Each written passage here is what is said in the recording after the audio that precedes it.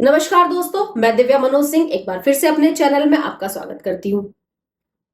दोस्तों, दिल्ली विधानसभा चुनाव के नतीजे तो आ गए, लेकिन बीजेपी की तरफ से अभी तक ये क्लियर नहीं हुआ है कि मुख्यमंत्री पद के लिए किसकी दावेदारी होगी, कौन बनेगा मुख्यमंत्री। ये सवाल जनता के मन में अभी तक है। लेकिन जो अफवाह जो उड़ रही है वो ये है कि हो सकता है योगी जी की तर्ज पर काम करने वाले रविंद्र सिंह नेगी, उनकी दावेदारी मुख्यमंत्री पद के लिए हो सकती है, क्योंकि जिस तरह से वो सनातन के लिए काम कर रहे हैं उत्साह के साथ, उनकी दावेदारी हो सकती है मुख्यमंत्री पद के लिए। लेकिन वहीं दूसरी तरफ देखा जाए तो केजरीवाल को पछाड़ के जीतने वाले पूर्व मुख्यमंत्री साहिब सिंह वर्मा के बेटे प्रवेश वर्मा, उनकी दावेदारी भी हो सकती है, क्योंकि जिस तरह से उनका प्रचार रहा है चुनाव में काफी सराहनीय है। लेकिन अगर बात अफवाहों की करें तो अफवाह तो ये भी उड़ रही है कि हो सकता है दिल्ली में इस बार किसी महिला की दावेदारी हो सकती है मुख्यमंत्री पद के लिए। जो नाम आ रहा है वो रेखा गुप्ता जी का आ रहा है कि क्या रेखा गुप्ता बनेंगी दिल्ली की मुख्यमंत्री। खैर, मुख्यमंत्री कोई भी बने, काम तो अच्छा ही करेंगे, क्योंकि बीजेपी जहां भी काम करती है अच्छा ही काम करती है। और जिस तरह से कल जो शुरुआत हुई है यमुना मैया की आरती से, तो बीजेपी अच्छा काम करेगी, नो डाउट, इसमें कोई डाउट वाली बात है नहीं। लेकिन अब दिल्ली जीतने के बाद बीजेपी की नजर बंगाल के विधानसभा चुनाव के ऊपर है, क्योंकि जिस तरह से दिल्ली जीतने के बाद बीजेपी कॉन्फिडेंस में आई है, अब वो और भी ज्यादा उत्साह के साथ बंगाल में ममता बनर्जी को टक्कर देने की कोशिश करेगी। लेकिन सवाल ये है कि क्या बंगाल में बीजेपी ममता बनर्जी को टक्कर दे पाएगी? क्या बंगाल जीतना बीजेपी के लिए उतना ही आसान होगा जितना दिल्ली था? क्योंकि 2024 के लोकसभा चुनाव के हिसाब से अगर हम देखें तो लोकसभा चुनाव में 42 सीटों में से टीएमसी को 29 सीटें मिली थी, वही बीजेपी को मिली थी 12 सीट और कांग्रेस को 1 सीट मिली थी।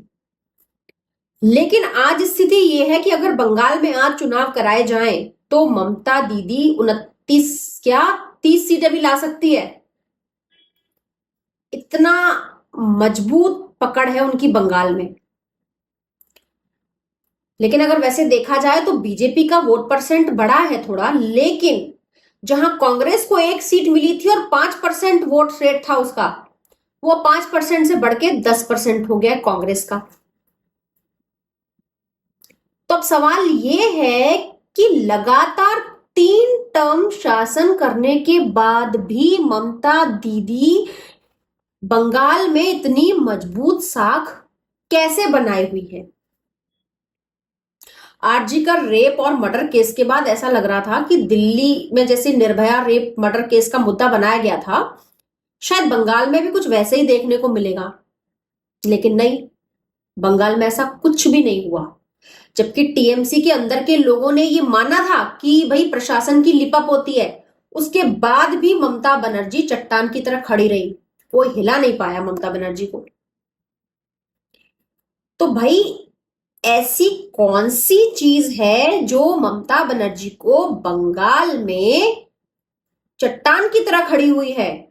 ऐसी कौन सी वजह है जिसकी वजह से ममता दीदी बीजेपी से मुकाबले में कहीं बहुत आगे हैं? बीजेपी को उन मुद्दों को पहचानना होगा अगर बंगाल में अपनी साख बनानी है तो। दरअसल बंगाल में ममता दीदी ने गरीबों के लिए कई योजनाएं चलाई हुई हैं। जिस तरह से केंद्र सरकार ने आयुष्मान योजना, प्रधानमंत्री आवास योजना, इस तरह की योजनाएं चलाई हुई हैं, उसी तरह की योजनाएं बंगाल में ममता दीदी ने भी चलाई हुई हैं। प्रधानमंत्री की 80 करोड़ लोगों को मुफ्त खाद्यान्न बांटने की योजना से पहले ही ममता दीदी ने कोरोना वायरस से लड़ने के लिए स्वास्थ्य बीमा योजना और दिहाड़ी मजदूरों को 1-1 हजार रुपए देने जाने की योजना शुरू की थी। ममता सरकार की जो सबसे बड़ी कामयाबी है वो है लक्ष्मी भंडार योजना। इस योजना के अंतर्गत एक ही परिवार की सामान्य जाति की महिला मुखिया को हर महीने 500 रुपए और अनुसूचित जाति और जनजाति की महिलाओं को हर महीने 1000 रुपए दिए जाते हैं। और बंगाल सरकार हर साल इस योजना के लिए लगभग 11,000 करोड़ रुपए खर्चती है। मतलब ये तो साफ है कि जो बंगाल सरकार है वो झूठे वादों पर नहीं चल रही है। इसलिए बंगाल में ममता दीदी की जो इमेज है वो एक कल्याणकारी नेता के रूप में बनी हुई है। तो भाई ये तो रही बात योजनाओं की। अब बात करते हैं वोट बैंक की।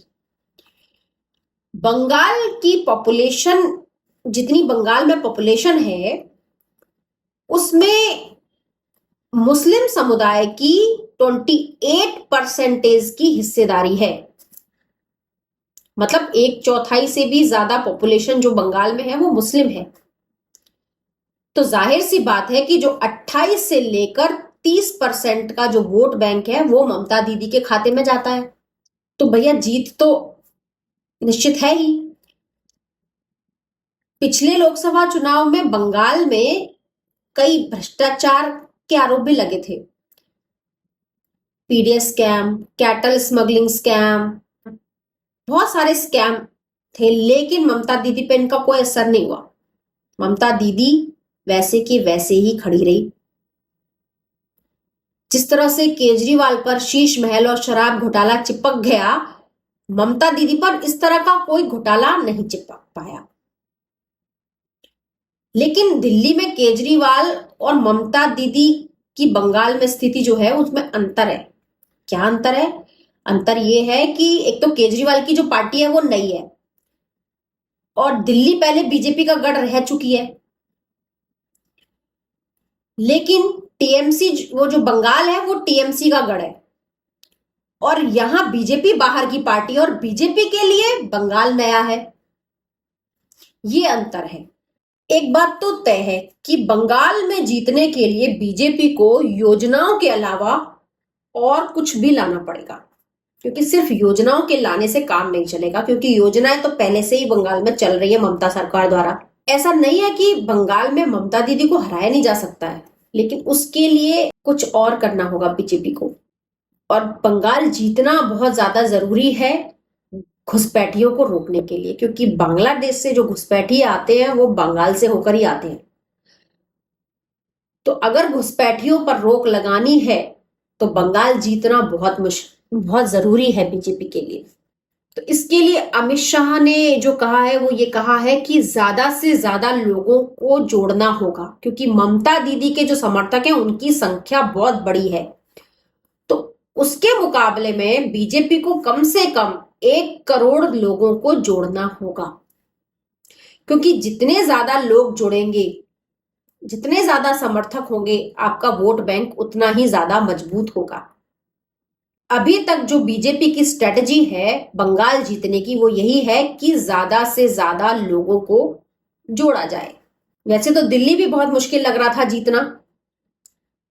केजरीवाल ने कहा था कि इस जन्म में तो मोदी जी नहीं जीत पाएंगे, लेकिन इस जन्म में ही मोदी जी ने जीत के दिखा दिया। तो बंगाल भी कोई बड़ी चीज नहीं है, बंगाल भी जीत लेंगे। जय हिंद।